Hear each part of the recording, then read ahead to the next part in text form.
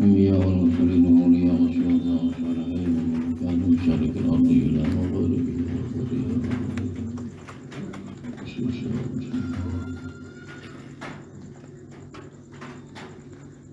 ونخص خصوص المؤلف والكتاب الشيخ معطي الأسلام الفاتحة.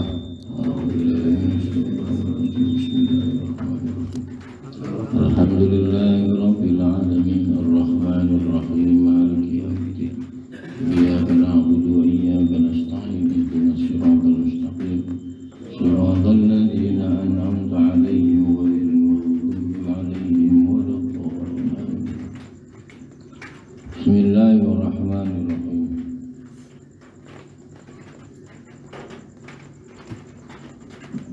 قال المصنف رحمه الله تعالى ونفعنا وبعلومه في الدارين.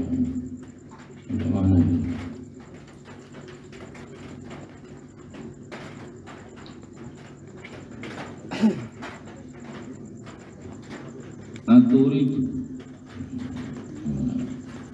masih bahayanya maksiat. Jadi maksiat itu punya dampak macam-macam. Ada dampak secara jelas, ada dampak yang samar yang kadang kita tidak tahu. Nanti juga jelaskan kadang maksiat itu juga punya dampak rezeki kita berhenti karena maksiat. Kadang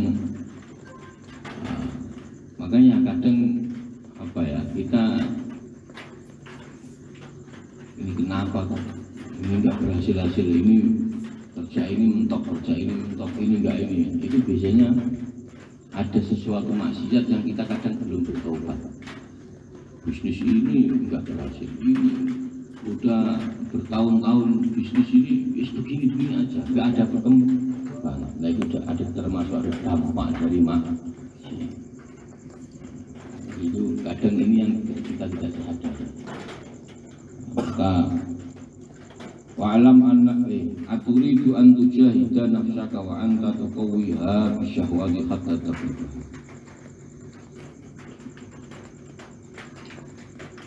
Aturidu, apakah anda menginginkan an tujahida ing arep ento merangi nafsaka ing nafsu ira wa anta hal utawi sira tuqawwiha iku nguataken atau menuruti syahwat dengan syahwat hatta takribah sehingga anda bisa dikalahkan. Anda menginginkan, anda berperang dengan nafsu anda, tapi faktanya anda menuruti apa yang diinginkan oleh nafsu anda. Itu kan enggak boleh. Kalau kita ngomong itu kan pokoknya mulai besok nafsu harus kalah, tapi faktanya kita itu menuruti apa yang diperintahkan nafsu. Memang susah, kita nggak akan bisa melawan nafsu, itu nggak akan bisa. Karena dawuhnya Allah itu fa'alhamaha fusyuruha wa taqwaha. Nafsu sendiri itu yang membisikkan langsung Allah Subhanahu wa Ta'ala, yang menggerakkan. Anda mau melawan nggak bisa. Satu-satunya Anda bisa melawan itu Anda pasrah bahwa udah nafsu kembali kepada pemilik. Nggak bisa, ini susah. Kalau Anda melawan nafsu itu susah. Maka sering istighfar, sering sholawat, dan melakukan pasrah kepada Allah bahwa nafsu ini adalah yang punya kendali ya Allah. Nah itu yang kadang kita tidak sadari.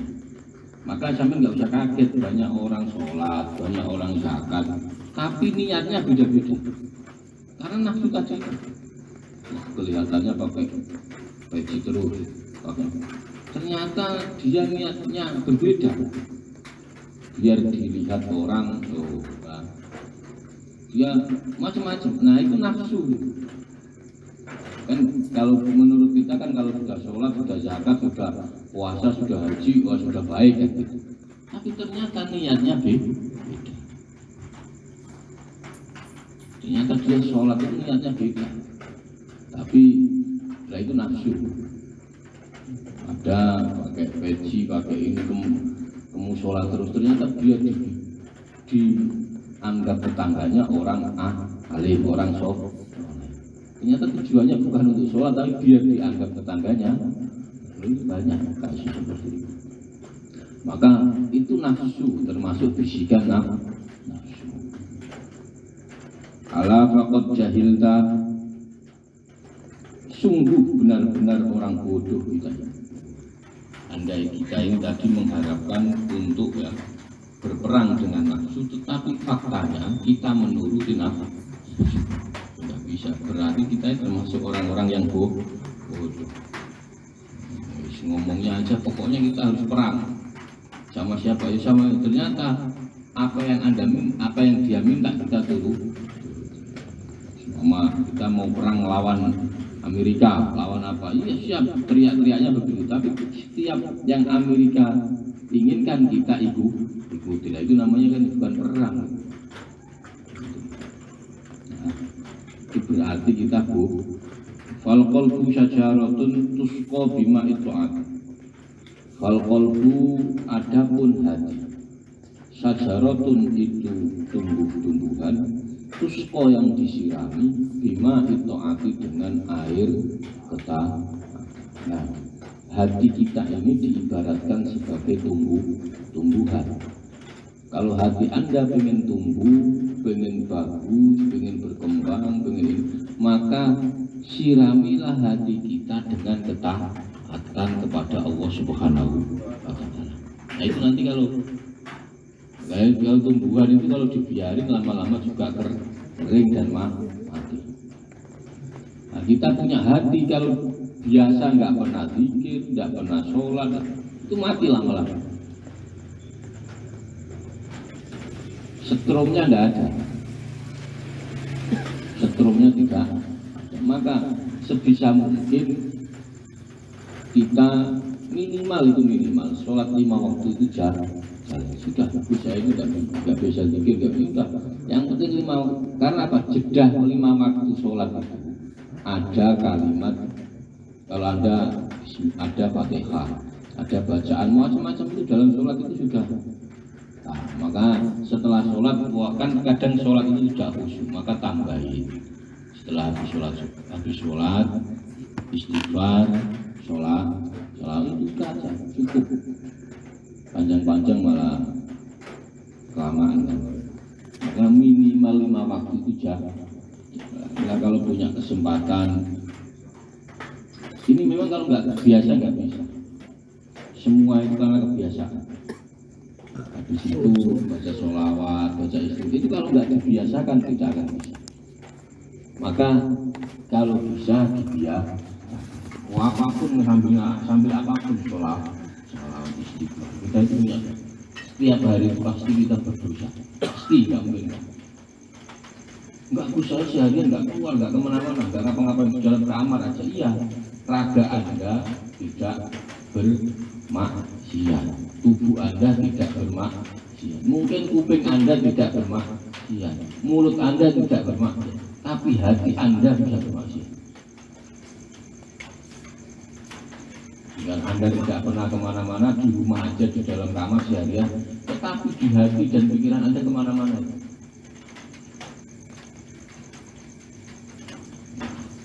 Maka nggak ada, susah orang. Maka setiap hari kalau bisa baca istighfar, baca sholat, udah itu aja, nggak usah banyak-banyak. Yang penting itu istighfar.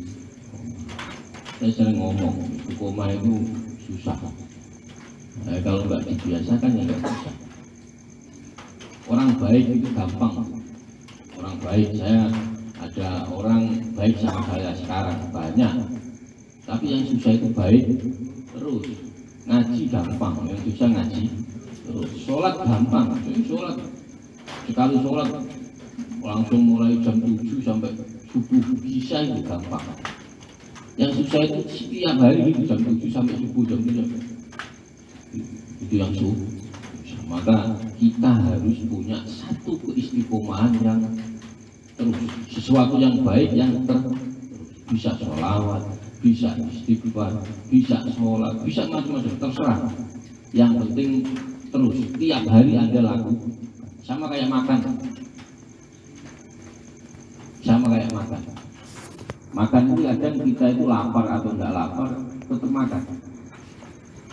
Nah, jadikan sholat, jadikan sholawat, jadikan istighfar itu kayak gitu. Jadi kalau Anda tidak sholat, Anda tidak sholawat, Anda tidak istighfar itu ada yang kurang. Nah. Wasamarotuha, adapun bunganya atau buahnya,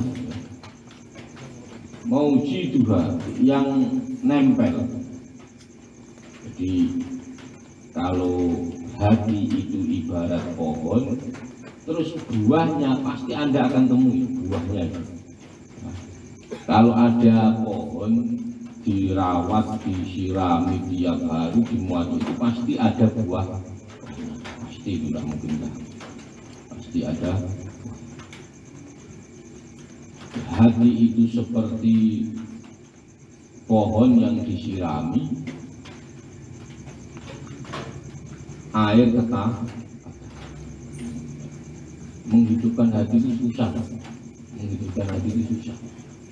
Kalau tidak dibiasakan itu, buahnya ini buahnya pohon tadi atau buahnya hati, yaitu apa yang menempel kepada pohon tersebut. Jadi kalau pohon itu disirami dengan baik, dirawat dengan baik, maka buahnya juga akan baik. Kalau hati Anda itu Anda taat kepada Allah, itu juga nanti buahnya juga akan baik. Itu yang dimaksud wasamarotuha maujiduha, maka Anda akan menemukan buahnya yang baik.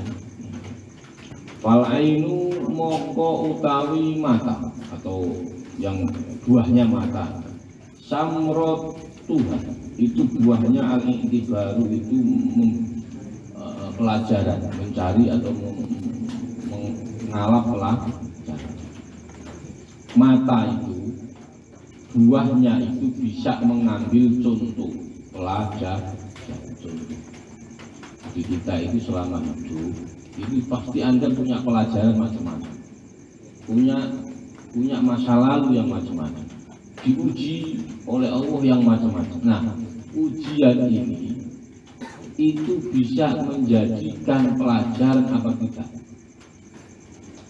Kita diuji corona, kita diuji macam banyak, diuji kerjaan, diuji macam-macam. Nah, ujian ini itu bisa menjadi pelajaran apa tidak. Apa ya biasa-biasa aja, apa pas ketika diuji bingung, nangis, stres, setelah ujian selesai biasa-biasa saja. Apa seperti itu. Nah, kadang itu kita itu kalau diuji saja bingung. Nah, setelah ujian itu lewat, ya, biasa aja, kayak nggak pernah, tidak pernah merasa diuji. Nah, kita ini bisa mengambil pelajaran dari sana, apa tidak? Kita ini bisa mengambil pelajaran dari ujian itu apa tidak? Lah kalau enggak ya enggak ada apa-apa. Anda enggak mendapatkan apa-apa. Kita tidak akan mendapatkan apa.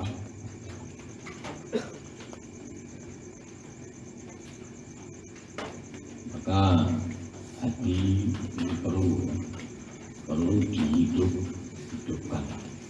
Cara menghidupkan hati diantaranya lewat ini. Nah, saya kan sudah waktu khataman sudah pernah saya ijazahkan. Minimal sehari itu zikir la ilaha illallah, terserah mau berapa. Jadi kalau tak suruh 10.000 ya nggak kuat. Ya, pokoknya zikir habis sholat la ilaha illallah, berapa terserah. Jadi kalau saya ngomong, kadang ada yang tanya, Gus berapa?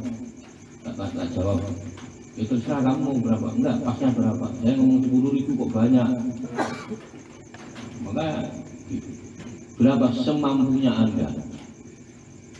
Ibadah itu ciri khasnya nyaman, ya, ciri khasnya nyaman, karena kita ini belum, kecuali kalau kita ini bertoreko.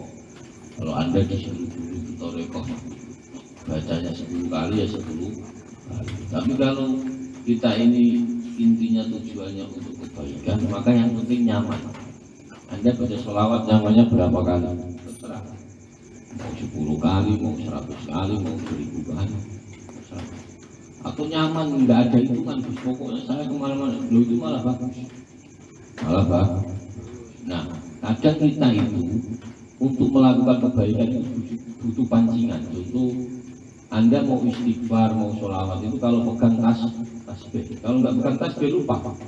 Maka tasbih itu salah satu perangkat penting yang harus Anda bawa. Salah satu perangkat penting yang harus Anda bawa. Kenapa kok penting itu? Karena tasbih itu Anda mengingat baca sholawat, Anda mengingat istighfar. Maka bawa, nggak apa-apa. Berarti nggak ingat sama Allah, ingatnya sama tasbih. Enggak, awalnya begitu. Nanti kalau sudah biasa, itu tanpa tasbih pun Anda tetap berdiri. Makhluknya beda-beda loh. Suruh ingat Allah langsung ya susah. Maka Anda bisa mikir Allah, Anda bisa ingat Allah, Anda bisa ingat Kanjeng Nabi Muhammad lewat tasbih di bawah. Terus juga usah malu. Karena saya kalau ingat tasbih itu ingat sholawat, baca sholawat, nggak tahu apa-apa sholawat. Maka di antara cara menghidupkan hati adalah zikir la ilaha illallah. Pokoknya yang saya omongkan ini wajibnya sudah harus jalan. Bukan begini, bukan sholat nggak pernah, tapi zikir terus. Ini kebalik masalah. Saya kasih tahu ya. Kalau zikir itu kalau hanya zikir itu nanti bikin panas. Zikir apa saja? Zikir apa saja itu nanti efeknya panas di badan itu panas. Nah, kecuali zikir sholat. Nah, kalau sholawat ini adem, maka minimal sholawat itu harus ada. Zikir la ilaha illallah, zikir Allah, zikir macam-macam itu. Allahu Akbar itu jadi panas. Nah, penyesteril zikir semua itu adalah sholat.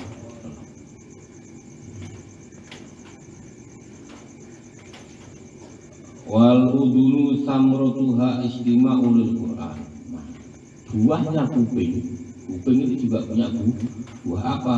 Buahnya kuping itu mendengarkan Al-Quran.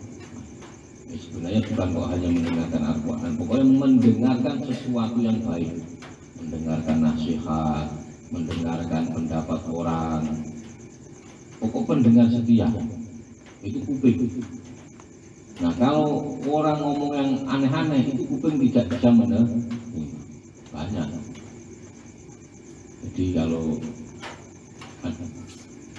banyak jajaran dari wali-wali mutalamiyah itu, wali yang sukanya kumpul orang-orang nggak jelas, itu kalau orang itu ngomong kupingnya nggak dengar. Jadi kalau orang-orang nggak jelas itu kalau ngomong kan aneh-aneh, bang sini bang. Jadi kalau ngomong kupingnya nggak dengar. Maka di antara buahnya kuping adalah mendengarkan Quran. Yang pokok mendengarkan sesuatu yang baik, mendengarkan ya itu tadi nasihat-nasihat, mendengarkan apa saja yang penting apa yang kita dengar itu menambah kecintaan kita kepada Allah Subhanahu wa taala, kepada Kanjeng Nabi Muhammad. Itu walisanu samrotuhu al-zikir. Nah, lisan ini juga punya buah. Mulut kita ini buahnya apa? Zikir. Nah, sebenarnya bukan hanya zikir, tapi apa? Mengucapkan sesuatu yang bermanfaat. Jadi ucapan Anda itu tidak menyakiti orang lain, itu masih bermanfaat. Ucapan Anda ini bikin semangat orang lain. Ucapan Anda ini ada gunanya, bukan omong kosong, bukan omong. Jadi ucapan Anda ini ketika didengar itu bikin orang itu semangat untuk beribadah, semangat untuk bekerja, semangat untuk mengasihi sesama, semangat untuk macam-macam. Itu berarti lisan Anda ada buah. Kalau lisan Anda itu masih provokator, masih ngomongin orang, masih itu berarti belum ada buah. Lisan yang paling dasar buahnya adalah membaca zikir. Maka minimal walaupun kadang kita itu omongan masih sering ngomongin orang, masih sering ngomongin ngomong nggak jelas, masih sering ngomong yang nggak ada faedahnya, maka minimal ucapkanlah lisan Anda untuk berzikir. Lah ini kalau nggak dibiasakan nggak bisa, kuncinya itu biasa. Maka sampai mau ngaji jauh-jauh, ngaji kemana-mana, itu kalau nggak biasa ya nggak bisa. Kalau hanya habis ngaji mendengarkan selesai, ya dapatnya cuma di itu. Maka saya mau praktek, harus praktek. Oh kalau nggak praktek nggak. Jadi sampai hanya tahu saja, hanya tahu saja, tapi nggak pernah praktek, ya nggak tahu sejatinya benar apa tidak itu nggak tahu. Maka praktekkan. Kalau nggak praktek terus, karena ilmu ini praktek. Anda sholat itu ya praktek, nggak ada hanya ngomong sholat teorinya begini. Anda tidak praktek sama saja. Puasa sama, butuh praktek. Zakat juga sama, butuh praktek. Haji juga butuh praktek. Nggak ada yang wacana itu, nggak ada. Nggak adanya wacana itu nggak ada. Maka butuh praktek. Anda pikir sholawat bisa tahu keistimewaan sholawat itu kalau Anda praktek. Kalau nggak praktek nggak tahu. Anda ngomong sholat itu begini, padahal nggak pernah sholat, nggak percaya. Maka praktek. Nggak orang bisa ngomong itu kalau praktek. Maka saya sering katakan, di pertanyaan itu, kalau kita itu punya pertanyaan dijawab itu bisa selesai. Pengalaman Anda itu beda. Tapi ketika Anda punya sebuah pertanyaan, tapi Anda menjalankan itu hasilnya lain. Hasilnya akan lain. Kalau hanya gini, saya mau baca sholawat. Apa itu istimewaan sholawat? Dijawab, keistimewaan sholawat itu rezekinya ini macam-macam. Nah kalau Anda tidak praktek, nggak tahu. Tapi kalau Anda praktek, pengalaman itu akan tahu. Oh, ternyata ini. Itu tahu, Anda tahu sendiri. Dan itu pasti beda-beda dengan yang satu dengan yang lain. Maka yang paling benar itu praktek. Tahu penting. Anda tahu keistimewaan sholat, keistimewaan sholawat, keistimewaan, tahu penting. Tapi yang benar adalah praktek. Kalau Anda tidak praktek, tidak akan bijak. Wal yadani warijlan, adapun kedua tangan dan kedua kaki. Samrotuha, buahnya dua tangan dan dua kaki. Itu as-sa'yu, itu jalan fil khairati, di dalam kebaikan atau menuju kebaikan. Maka ini juga penting. Seberapa manfaat tangan Anda, seberapa manfaat dua kaki Anda, itu sebenarnya kita bisa ngukur. Cuman kita jarang mikir, nggak pernah mikir. Itu seandainya kalau Anda berjalan itu sambil mikir, itu pahalanya lebih besar. Contoh, tak kasih contoh. Pak Dusun Haris, kedua kakinya, dia dari rumah menuju ke balai desa, itu dua kakinya itu sudah luar biasa. Nah, tinggal niatnya dari rumah ke balai desa itu apa? Itu kalau niatnya tahu, itu wah itu luar biasa. Itu bisa double pahalanya. Bisa double. Nanti jadi di balai desa ini ada penduduk masyarakat minta tolong bla bla bla. Itu kalau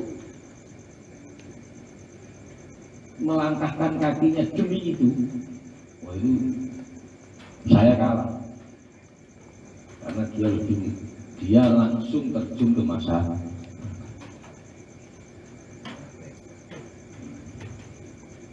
praktek. Kalau kita ini sebenarnya teori aja teori. Kita praktek itu penting.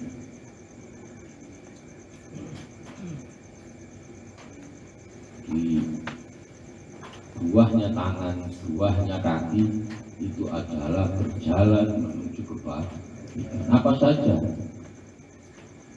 Terus tangan, kedua tangan terus sedekah. Iya kalau yang punya uang, kalau nggak punya. Maka yang penting apa yang kita lakukan itu bahagia. Wa idza jaffa, ketika kering, ya. Apa yang kering, apa alkohol buhati sakotot maka akan ceblok atau jatuh atau gugur samrotuhu apa buah. Ketika pohon itu kering maka buahnya juga akan berjatuhan sendiri-sendiri, enggak ya kering pohonnya,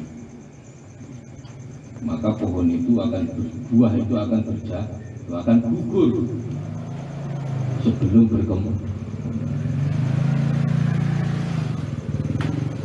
Nah, hati juga sama. Ketika hati Anda kering, kok berharap buah yang nggak akan ada? Mau hati Anda kering, maka hidupkan hati Anda dulu yang kering. Hati-hati kita semua ini pasti punya hati. Ya rasakan sendiri. Rasakan sendiri Anda semua ini punya hati. Ketika posisi hati itu kering, maka tidak akan mendapat buah apa-apa. Di kedua tangan, kedua kaki ini juga punya buah, buahnya kedua tangan dan kaki adalah melakukan kebaikan. Setiap orang bisa melakukan kebaikannya sendiri-sendiri. Anda sebagai kepala desa, sebagai dusun, sebagai RT, sebagai RW, sebagai masyarakat biasa pun kita ini juga bisa melakukan kebaikan. Mungkin tidak bisa secara minimal kita itu baik dengan diri kita sendiri. Maksudnya gimana? Ya Anda tahu kewajiban Anda. Kalau dihitung sama kewajiban itu kita banyak. Contoh, kita kasih contoh satu. Kita ini ngaku Islam, berarti Islam ini kita masuk dalam kesepakatan. Kalau Islam itu berarti Anda harus sholat, harus puasa, harus zakat, itu harus masuk itu. Sama Anda ini masuk, Anda ini warga negara Indonesia, berarti Anda juga harus mengakui Pancasila, undang-undang dah. Lu kok nggak mau, ya aneh. Lu Anda ngaku Islam kok tidak mau sholat. Anda ngaku orang Indonesia kok tidak mau undang-undang Pancasila, nggak mau, itu nggak bisa, nggak bisa. Maka setiap individu, setiap person itu punya potensi melakukan kebaikan. Wa in ajdab, maka ketika kering, apa yang kering, apa hati. Wa aksir, maka perbanyaklah minat adhkari, dari membaca zikir. Nah, jika hati Anda kering, maka saya ngomong kalau hati itu penting. Wong ini hati ini kalau bahasa komputernya software. Kalau tubuh ini hardware. Kalau sampai paham soal. Nah, kalau softwarenya mati ya nggak hidup hati. Komputernya nggak hidup. Maka hidupkan hati Anda dulu. Untuk urusan hardware itu bisa nyata kelihatan. Maka software ini penting. Nah, software ini hidupkan dulu hati kita ini, kita punya hati masing-masing. Maka hati ini penting.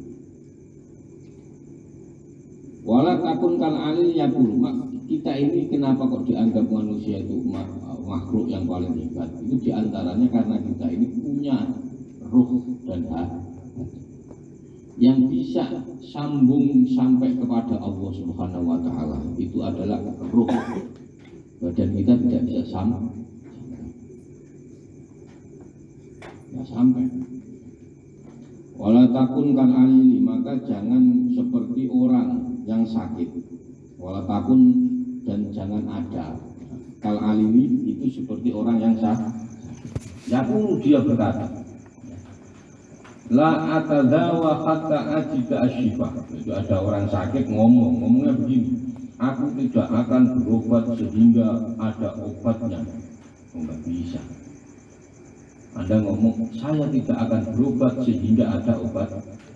Ini omongannya enggak jelas, enggak bisa dipaham. Yang benar gimana? Fayaqulu lahu la tajidu asyifa hatta tadzawa. Maka Anda tidak akan menemukan obat kalau Anda tidak mau berobat. Jadi Anda kalau sakit berobat, maka Anda akan menemukan obat. Kok enggak, saya tidak mau berobat sehingga ada obat. Tidak bisa. Nah, maka hati ini penting. Anda bisa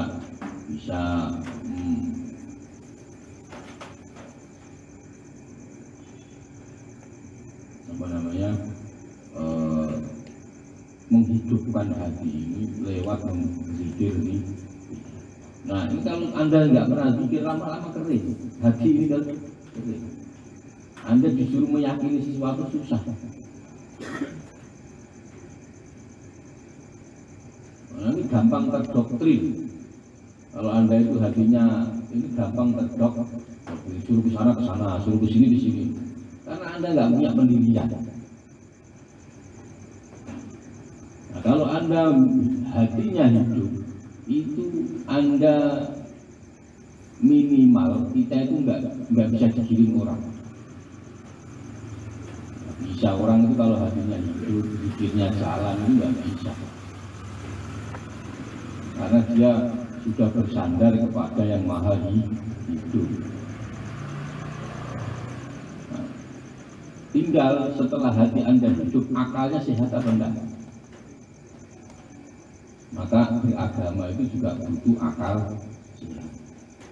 Akalnya sehat apa enggak? Kalau akalnya tidak sehat ya repot lagi.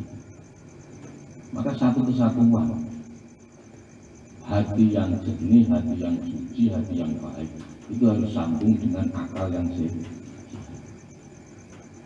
Maka beragama itu akal sehat. Contoh salah satu akal sehat itu adalah orang sholat pakai baju. Itu berarti agama itu sehat.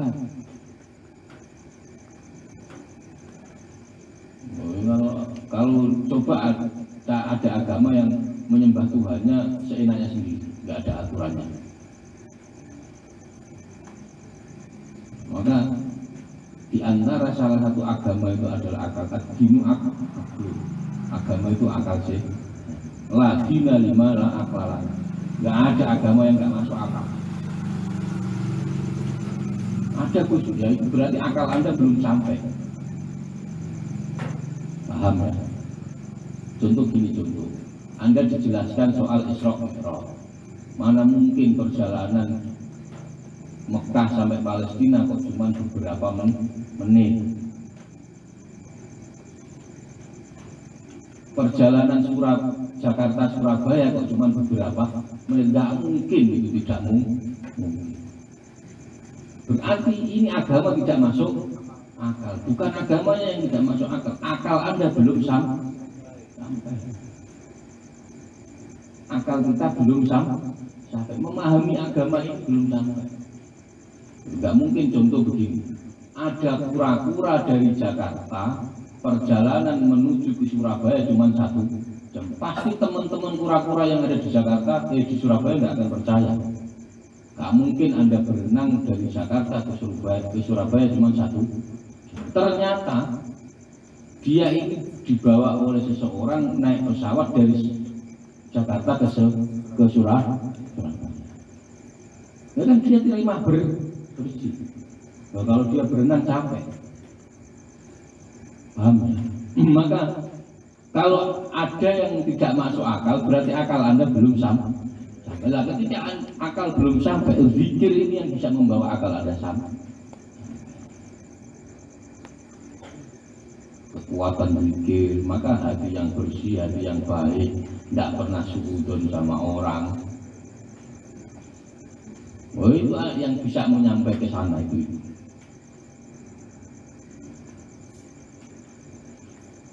Ini contohnya. Fal jihadu mongko utawi jihad. Adapun jihad, oh ini jihad. Laisa ma'u halawatu.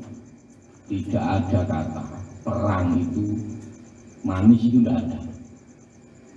Tidak ada ceritanya ada perang manis, itu tidak ada. Fokuskan perang jihad membela agama Allah. Tidak ada yang manis, tidak ada. Contoh, ini ngaji, kita ngaji. Nak ngaji ngopi ngaji.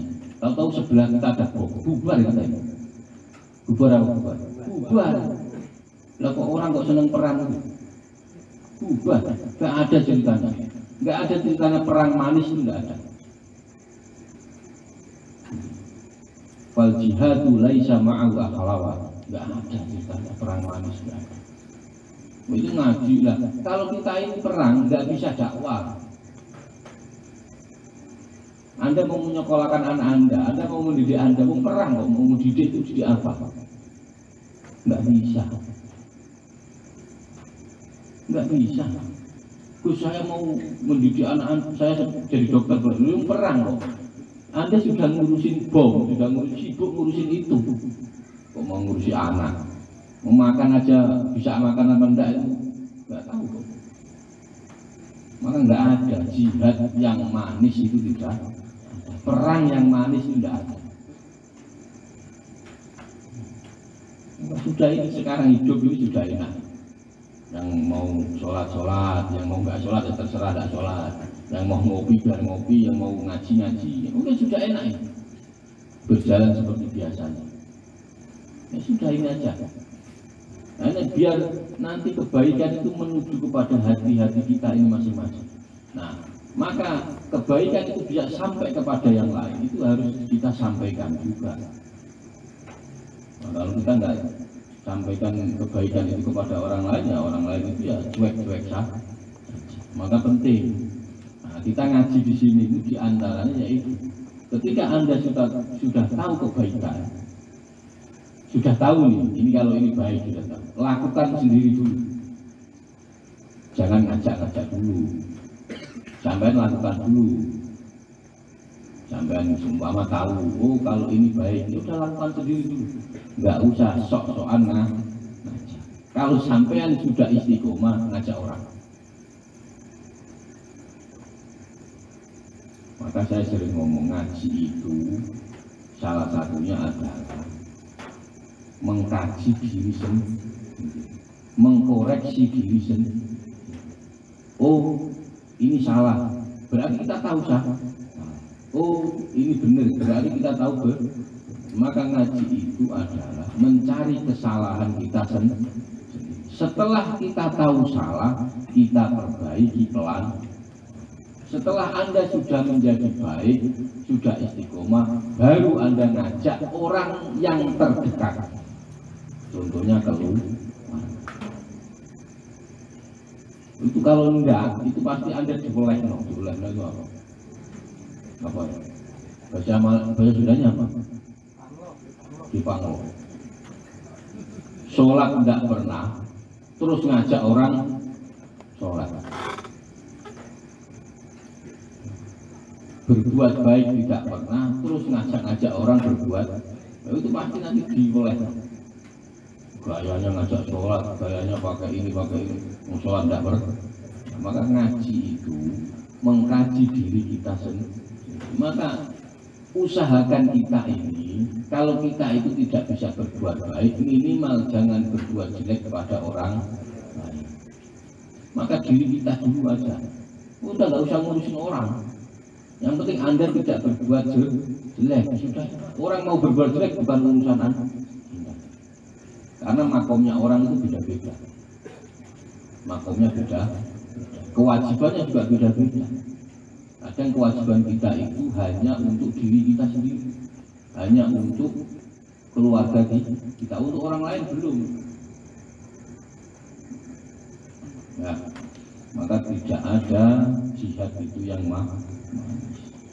Wa ma ma'ahu illa ru'usu asinati, yang ada itu hanya pucuknya tombak. Perih Pak pucuknya tombak.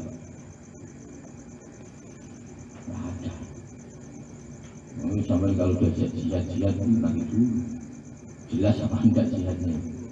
Nah, nggak ada yang enak, perang itu nggak ada. Sampai tanya yang sudah pernah perang lah, orang-orang yang sudah pernah perang nggak enak.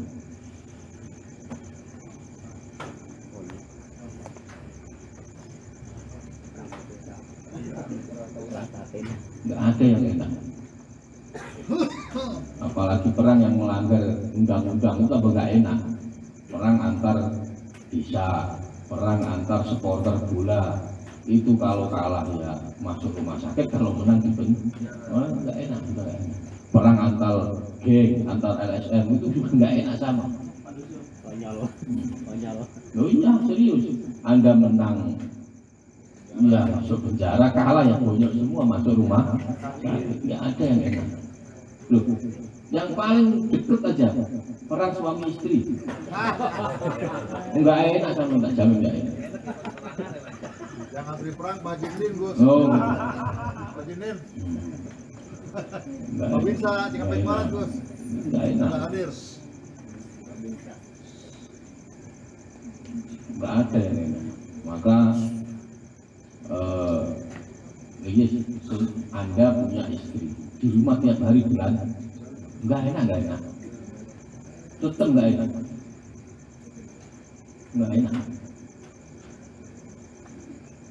maka nggak ada namanya perang itu enak. Ya sudah, kita enak sekarang ini ngaji, alhamdulillah boleh bebas. Lo kalau perang enak aja. Bismillahirrahmanirrahim. Di belakang kita bom meledak, bubar kita. Bubar apa bubar? Bubar. Nggak mungkin ada Gus nanti mati saya. Nggak ada, itu nggak ada. Bubar kata bubar. Percaya saya. Sudah, kita itu enak sudah seperti ini. Kalau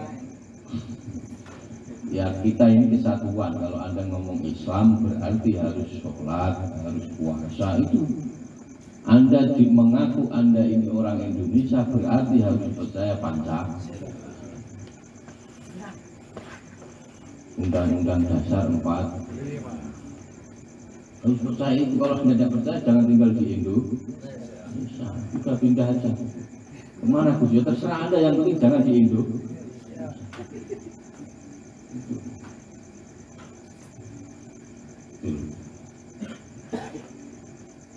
Nah, secara apa namanya garis besar nggak ada namanya jihad. Enak perang, enak itu hidup paling enak ini Indonesia itu ini begini, makan ngopi nggak ada di luar Indonesia kayak gini, nggak ada. Sampai di Jepang, di Amerika itu nggak ada orang nongkrong berdiri ngopi rokokan sampai jam 2 jam 3 pagi, nggak ada. Serius, banyak yang pernah ke Jepang atau teman-teman mungkin kita ini punya banyak lah yang ngaji kan, ada yang dulu pernah apa ke Jepang, ada yang ke Korea. Di sana itu nggak ada kumpul ngopi bareng sampai jam 3 pagi, nggak ada. Karena yang begitu itu orang yang nggak punya kerja. Di Indonesia itu banyak orang nggak punya kerja. Alhamdulillah. Itu bukti bahwa Indonesia itu paling merdeka. Oh, di Amerika nggak ada. Nggak jelas, nggak ada. Di Indonesia orang nggak jelas lebih banyak dibanding yang jauh. Itu bukti kalau Indonesia itu merdeka. Nah, di antara surga itu begitu. Ciri khas surga itu begitu. Nggak ada paksaan, seenaknya sendiri. Itu ya surga itu begitu. Di Jepang itu jam 12 malam. Ya sudah berhenti, tidur semua. Di sini jam 12 ada yang baru bangun, ada yang baru bikin kopi jam 12 malam. Itu bukti bahwa sudah siap sampai nggak tidur sampai pagi. Nggak ada ya. Jual makanan jam 2 pagi, nggak ada kalau nggak di Indonesia. Carilah yang teman-teman yang di Jepang itu nggak ada. Itu bukti bahwa Indonesia itu termasuk negara yang tidak pernah tidur. Itu bukti, berarti kalau tidak pernah tidur, wah ya sudah itu. Allah itu tidak pernah tidur. Itu berarti salah satu Indonesia ini salah satu negara yang bukti negara yang dicintai oleh Allah Subhanahu. Lo karena nggak pernah tidur, nggak ada hatinya. Malam selilit tutup, buka tutup. Pagi untuk tutup, buka lagi sudah gugur. Nggak ada matinya Indonesia ini. Ya.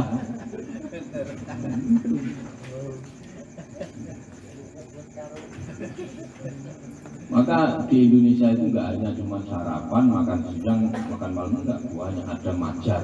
Majar itu berarti sebelum subuh jam 4:30 itu sudah makan.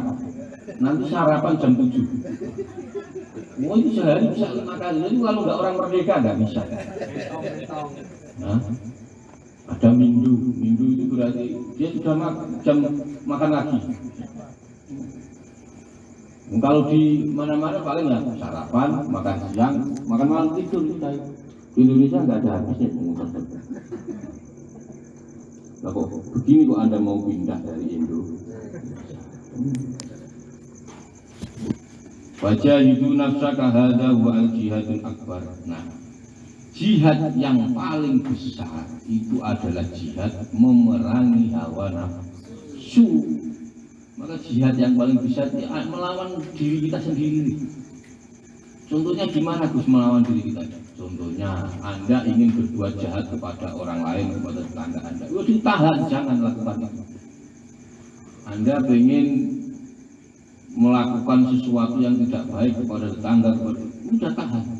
Nah itu jihad yang paling besar itu, yang paling susah mengendalikan nafsu. Nafsu kita masing-masing.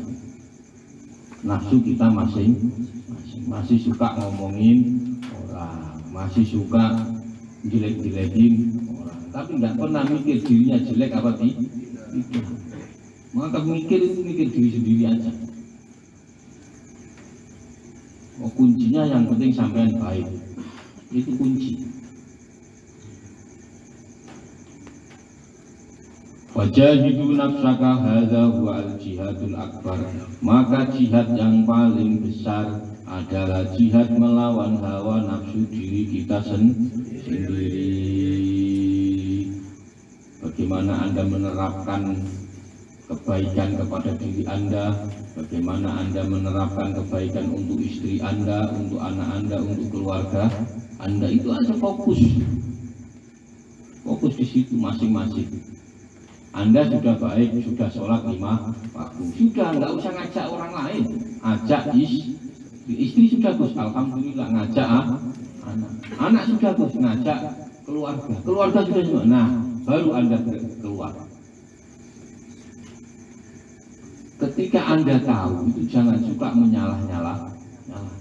Contoh, Anda sudah tahu kalau sholat itu baik, iya tahu. Terus Anda datang ke orang, kamu nggak sholat, salah begini. Berantem sama orang. Sudah sampai lakukan sendiri sholat, sudah istiqomah ngajak istri, sudah istiqomah ngajak anak, sudah istiqomah ngajak keluarga. Kok keluarga alhamdulillah sudah ngajak tetangga, nggak usah yang jauh-jauh, samping rumah. Oh jauh-jauh, samping rumah. Wal jihadul akbar wal alam anna sakla la'idalah. Alam ketahuilah anna sakla temen setuhune wong wedok sing kehilangan anak atau perempuan yang kehilangan anak la'idalah, maka tidak ada hari raya bagi orang yang kehilangan anaknya. Jadi bagi ibu-ibu itu tidak ada hari raya, maksudnya tidak ada kegembiraan. Itu ketika anaknya mati, nggak ada. Kok ada ibu kok lihat anaknya meninggal kok senang, itu berarti agak stres, itu berarti ibunya agak stres. Bala itu liman qahara nafsahu, orang yang punya hari raya. Ini catat ya, orang yang punya hari raya itu orang yang bisa memaksa nafsunya. Orang yang punya hari raya, maksudnya hari raya itu di sini kegembiraan. Itu adalah orang yang bisa memaksa nafsu.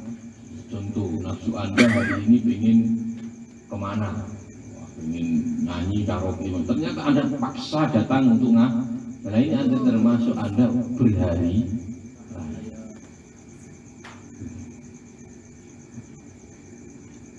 La ida liman illa liman jama'a samlahu, termasuk enggak ada hari raya bagi orang yang bisa mengumpulkan semuanya itu kecuali orang yang bijaksana. Orang yang bijaksana itu punya, dia tiap hari bisa berhari, maksudnya berhari raya itu gembira, bergembira. Jaza lewat, siapa yang lewat, siapa ba'duhum, siapa sebagian. Ini sebagian ulama maksudnya, ba'duhum itu sebagian ulama. Ala dairi rohibi, di depannya rohib atau pendeta. Faqala, maka berkata siapa ulama lahu kepada rohib, ya rohib, wahai pendeta, maka idul haula ilqum. Ini ada ulama lewat di depan rumahnya pendeta. Ulama tadi bertanya, ya rohib, wahai pendeta, maka idul haula ilqum, kapan kaum itu berhari raya? Qala, maka berkata siapa pendeta tadi, yaumu yukfaru lahum, hari raya mereka adalah ketika mereka mendapat ampunan dari Allah Subhanahu wa Ta'ala. Sampean mau bahagia sebahagia apapun, kalau tidak diampuni oleh Allah juga masalah. Maka sering istighfar. Ma jaza ma misluka ma misaluka ma'an nafsaka illa kaman wajada zawjatahu fil jannati khamma. Jadi dulu itu percakapan antara ulama dan pendeta itu sudah biasa dulu itu ulama ketemu pendeta, ketemu biasa. Nah sekarang berdagang sudah jadi pakai peci, ketemu nggak mau. Wah, ya. Saya kan sudah pakai peci, nggak mau. Dulu itu biasa ulama sama pendeta itu ketemu biasa. Maka banyak cerita pendeta masuk Islam karena apa? Karena sering ketemu ulama. Malah bisa masuk Islam ujuk-ujuk. Pasti Allah itu punya sebab musabab.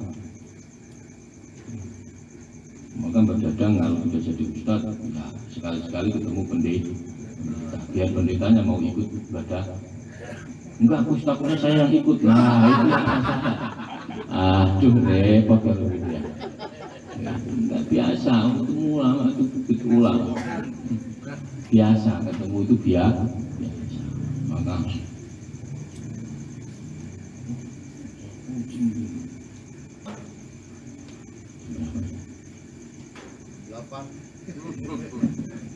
lama-lama untuk ngopinya enggak jam 11 atau setengah 11 ya? Oh, jam 11. Ma misalkan nafsalat, saya ulangi lagi, maka tidak ada jihad yang enak. Perang enak itu enggak ada. Tanya sama tentara-tentara itu yang pernah ke timur-timur. Oh ada Pak Bisa. Saya tanya itu, yang pernah ke Papua. Itu enggak ada yang enak itu. Di Papua, mikir anak istri di sini. Wah, enggak ada. Maka enak itu negara aman, damai. Itu sudah enak. Yang perang daripada susah. Wajib lur, wajib. Gitu ya. Oh enggak ada yang enak. Wal jihad ma'ah halawat, enggak ada. Yang ada itu ya cuma pucuknya senjata. Kalau Anda tidak mati ya, kalau Anda tidak terbunuh ya harus membunuh. Enggak enak. Mau enak makan ngeliwet tahu-tahu ditembaki bubar, ini enggak jadi makan ngeliwet kita ini. Maka apa yang sekarang ada, apa yang sekarang terjadi sudah ini sesuai apa yang diomongkan Kanjeng Nabi Muhammad SAW. Sudah, Islam itu pokoknya ketawa, bersenang-senang, itu maksudnya itu berarti sudah lewat kewajiban-kewajibannya sudah jalan. Ciri khasnya adalah bahagia. Apalagi ini bulan Maulid, saya sering katakan ini bulan Maulid. Bulan Maulid itu adalah bulan kelahirannya Kanjeng Nabi Muhammad SAW. Maka kalau bisa paksakan di bulan Maulid ini Anda tidak bersedih.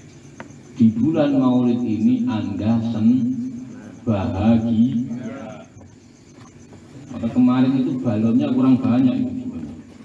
Maka kemarin itu mestinya balonnya yang banyak. Jadi ketika makhluk diam, ya Nabi salam, itu langsung dor. Itu bukti kalau kita bahagia. Di antara salah satu bahagia itu makan. Kalau nggak ada daannya nggak nyaman. Nggak aman negara, Gus. Nggak aman, negara nggak aman. Negara ini mau punya tank, mau punya pesawat tempur secanggih apapun, kalau rakyatnya nggak makan bingung. Maka pertahanan negara itu diantaranya adalah pertahanan pangan. Maka nasib perutnya Mbak Dadang ini harus dipikirkan. Maka itu penting. Maka setelah Anda gembira menyambut kelahiran Kanjeng Nabi, apa buktinya? Ya Anda makan, seneng makan. Maka kalau kita ini nggak bahagia repot. Anda sering logikanya ini saya mainkan logika dan perasaan. Anda punya anak, lahir punya anak itu senangnya bukan Anda sampai sembelihkan kambing, Anda manggil orjen, itu anak Anda yang lahir. Padahal nasibnya nggak jelas. Nasibnya Anda ini tidak jelas. Besok gede jadi penjahat, jadi perampok juga tahu. Jadi kiai, jadi ustadz, jadi dokter kita juga tidak tahu. Nanti ini anak Anda jadi baik mensyafaati orang, kita tidak tahu. Itu ada Anda senangnya bukan Nah ini yang lahir ini Kanjeng Nabi Muhammad yang jelas tuh mensyafaati manusia nanti di surga, di dunia, itu jelas nasibnya aja. Kalau nggak bahagia itu dari mana? Aneh ini. Maka ini logika berpikir. Yang kedua logika perasaan. Logika perasaan begini. Ketika Kanjeng Nabi lahir itu kita harus bahagia. Kok Anda bersedih mikir utang, mikir anak sakit, mikir macam-macam? Itu enggak perasaan cap apa? Itu. Kalau perasaan Anda itu kalau bulan Maulid bahagia, itu berarti yang lain harus kalah. Yang lain harus kalah. Karena tanpa adanya Kanjeng Nabi Muhammad SAW, kita ini bukan siapa. Kita ini Islam apa enggak jelas. Tak jamin kita ini tidak Islam, karena yang membawa Islam itu Kanjeng. Lu nggak ada bahagia itu gimana? Maka ketika Anda bulan Maulid bersedih mikir utang, mikir ini, mikir itu berarti perasaan Anda palsu, munafik. Gitu. Maka minimal paksa untuk bahagia. Nah sedihnya setelah bulan Maulid, mikir utangnya setelah bulan. Lo utang itu nggak perlu dipikir, dipikir terus nggak dibayar ya sama aja.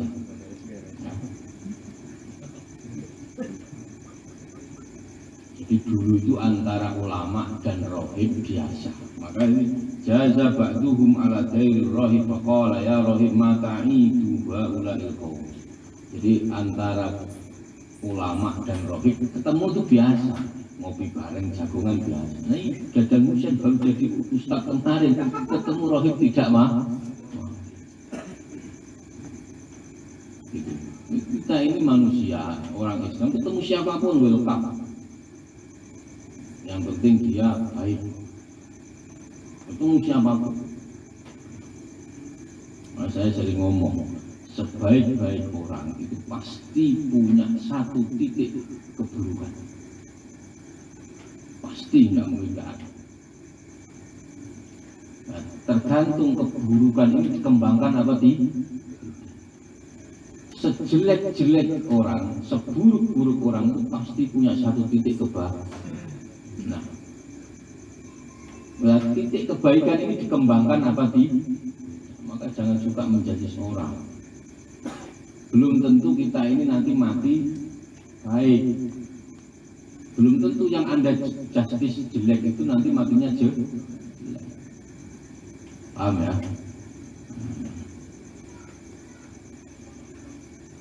Qala yaumu yukfaru ma misalu kama anafsaka illa kaman wajada zawjatahu fi khanatin.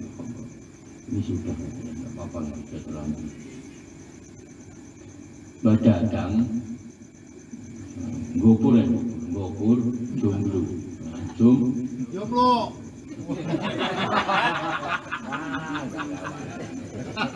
Jomblo karena gopur jomblo pakai peci, pakai sarung, dia dakwah kemana-mana. Ternyata dakwahnya gopur dipandu. Pantura paham ya maksud saya? Dipandu. Ternyata di Pantura menemukan gadis cantik jelita. Terus diajak gopur tuh, diajak ini, diajak ini. Ternyata setelah ngajak perempuan itu tobat, ternyata gopur malah tidak pernah masalah. Nah ini ceritanya begitu. Jadi kita kadang punya keinginan untuk mengentaskan orang dari keburukan menjadi kebaikan. Tapi kadang kita ini kebaikan kita juga kita tinggalkan sendiri. Paham ya? Punya Mbak Dadang ini juga punya di hati. Itu orang kok nggak mau baik. Maksudnya dia ingin membantu untuk jadi baik. Tapi ternyata dia malah meninggalkan kebaikan. Ada yang begitu. Maka perlu introspeksi. Saya mampu enggak kira-kira? Saya dakwah di tempat yang begitu mampu apa enggak? Kalau mampu enggak masalah, baik. Yang jadi masalah terus Pak Dusun datang, Gus saya mau dakwah ke sana. Baru duduk, wah ini kok beda itu sama yang lain. Oh enggak jadi dakwah jadinya ya. Oh. Maka kalau Anda mau dakwah dimanapun baik, tapi harus mengukur kapasitas diri kita. Ketemu orang sana baik, mau dakwah di sini baik, tapi kapasitas kita itu harus diukur. Kita ngomong dengan yang ini harus bagaimana, ngomong dengan yang sudah paham Islam bagaimana, yang belum paham Islam sama sekali harus bagaimana cara ngomongnya. Nah, ini namanya strategi dakwah. Dihantam saja semua disuruh pokoknya asyhadu alla ilaha illallah, asyhadu alla ilaha illallah saja tidak paham apa kok disuruh asyhadu alla ilaha. Maka itu ada cara berdakwah, metode dakwahnya, ada strategi dakwahnya ada. Anda berdakwah di Cikampek itu pasti akan berbeda. Anda dakwah di Papua, Anda dakwah di Kalimantan, itu akan berbeda. Caranya akan berbeda. Maka caranya termasuk adalah pahami bahasa kaum tersebut. Anda tinggal di Cikampek yang minimal mau belajar bahasa itu bukan hanya bahasa, cara komunikasi, karakter, struktur masyarakatnya bagaimana. Anda dakwah di Papua juga sudah gitu.